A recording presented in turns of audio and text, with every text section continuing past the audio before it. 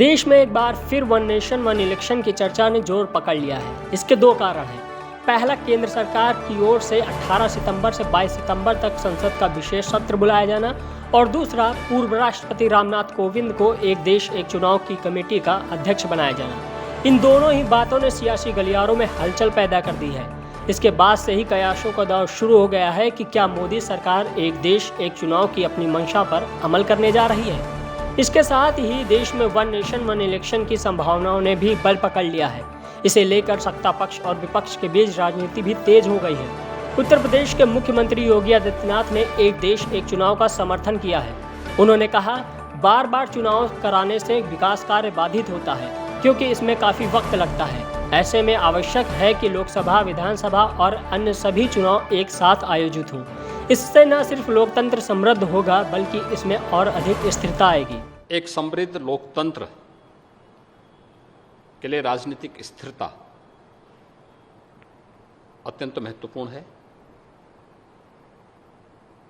ऐसे ही लोकतांत्रिक व्यवस्था में सरकारों की स्थिरता के साथ साथ विकास के लिए भी एक गतिमान सरकार चाहिए।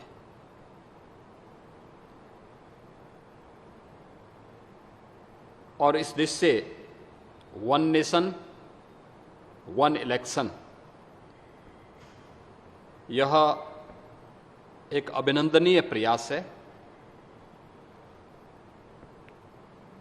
हमें प्रसन्नता है जानकर के कि वन नेशन वन इलेक्शन के लिए जो कमेटी बनी है, इसके अध्यक्ष पूर्व राष्ट्रपति माननीय श्री रामनाथ कोविंद जी को की अध्यक्षता में बनी है। इस अभिनव पहल के लिए मैं देश की सबसे बड़ी आबादी के राज्य उत्तर प्रदेश की जनता की ओर से आदरणीय प्रधानमंत्री जी का हृदय से आभार व्यक्त करता हूं। वन नेशन वन इलेक्शन ये आज की आवश्यकता है, और ये इसलिए भी महत्वपूर्ण है क्योंकि मैं उत्तर प्रदेश जैसे राज्य की दृष्टि से भी देखता हूं, बार बार इलेक्शन विकास के कार्यों में बाधा पैदा करती है। क्योंकि इलेक्शन की एक प्रक्रिया को कम से कम 1.5 महीने का समय लगता है, और 1.5 महीने का यह कार्यकाल विकास की सभी प्रक्रिया को या नए नीतिगत निर्णय लेने में, विकास की प्रक्रिया को तेजी से आगे बढ़ाने में कहीं न कहीं बाधक हो जाती है। इसके लिए आवश्यक है कि लोकसभा, विधानसभा और अन्य सभी प्रकार के इलेक्शन को एक साथ हम आयोजित करें। एक बेहतरीन पहल हुई है। यह न केवल विकास के लिए बल्कि लोकतंत्र की समृद्धि और लोकतंत्र की स्थिरता के लिए, जो प्रत्येक नागरिक के जीवन में खुशहाली लाएगा, उसके लिए यह एक अभिनंदनीय पहल है। मैं इसका स्वागत करता हूं। बता दें कि एक देश एक चुनाव को लेकर बनी कमेटी इससे जुड़े सभी कानूनी पहलुओं पर विचार करेगी। बुद्धिजीवियों, कानूनविदों, शिक्षाविदों के साथ ही आम लोगों की भी रायशुमारी से जोड़ा जा सकता है। वन नेशन वन इलेक्शन से जुड़े सभी कानूनी पहलुओं पर विचार के बाद रिपोर्ट पर चर्चा होगी। हालांकि ये शुरुआती प्रक्रिया है, इस पर अभी कुछ कहना जल्दबाजी होगी, लेकिन विपक्ष ने सरकार पर हमलों की बौछार शुरू कर दी है। वन नेशन वन इलेक्शन ठीक उस प्रकार से एक जुमला और नारा हो सकता है जैसा कि साहब ने पहले भी गढ़े थे। चाहे अच्छे दिन रहे हों, कई करोड़ रोजगार रहे हों, बहुत हुई महंगाई की मार रही हो, 15 लाख रहे हों, क्योंकि हमारे देश का जो संघीय ढांचा है, जो व्यवहारिक तौर पर चीजें हैं, संभव नहीं है। पहले इलेक्शन साथ होते थे, धीरे धीरे राज्यों के जो अधिकार थे उनमें समाहित हो गए और केंद्र के चुनाव अपने हिसाब से होते रहे। तो ये राहुल गांधी का ग्राफ जिस तरह से बढ़ा है, उससे ध्यान भटकाने के लिए, जिस तरह से महंगाई चरम सीमा पर है उससे ध्यान भटकाने के लिए, और इंडिया के घटक दलों की जो बैठक हो रही थी उससे ध्यान भटकाने के लिए एक जुमला मात्र है। देखिए, भारतीय जनता पार्टी का देश के संविधान और लोकतंत्र में विश्वास नहीं है। One nation one election Bharat के लोकतंत्र में संभव नहीं है। भारतीय जनता पार्टी का वन नेशन वन इलेक्शन में छुपा हुआ एजेंडा है।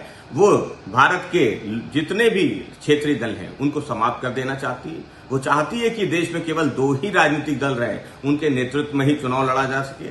इसलिए भारतीय जनता पार्टी देश के संविधान और लोकतंत्र में बदलाव करना चाहती है। समाजवादी पार्टी भारतीय जनता पार्टी के इस मंसूबे को कभी पूरा नहीं होने देगी। वन नेशन वन इलेक्शन दुनिया के सबसे बड़े लोकतंत्र, भारत के सभी राज्यों को एक साथ एकजुट लोकतांत्रिक दृष्टि से करने के लिए, एक सशक्त और मजबूत लोकतंत्र बनाने के लिए और 2047 में भारत को विकसित राष्ट्र बनाने की दिशा में एक बहुत बड़ा महत्वपूर्ण कदम है। और इस विषय पर माननीय प्रधानमंत्री जी ने लाल किले की प्राचीर से और सदन में भी चर्चा किया है और देश के नागरिक भी इस पर चर्चा करते हैं। वहीं आवश्यक हो जाता है कि सदन में भी इस पर चर्चा हो और इस पर निर्णय हो।